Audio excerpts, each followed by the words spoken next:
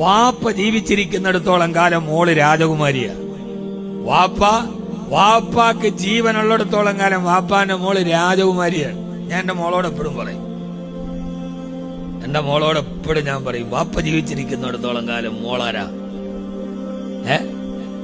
രാജകുമാരിയാണ്. ഭർത്താവ് പോലും തൊടൂല്ല. തൊടാൻ വരുമ്പോ എന്റെ വാപ്പാന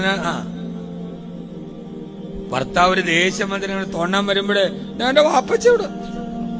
അതൊരു പേടിയാണ്, അതൊരു കരുതലാണ്, അതൊരു കാവലാണ്. വാപ്പ വീട്ടിലുണ്ടെങ്കിൽ വാപ്പയെ പോലെ ഒരു സുരക്ഷ വേറെ ഒരാളില്ല.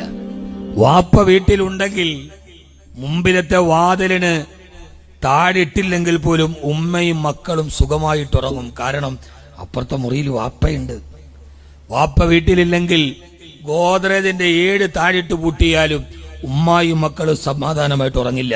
ഒരു ശബ്ദം കേട്ട ചാടി എഴുന്നേക്കും.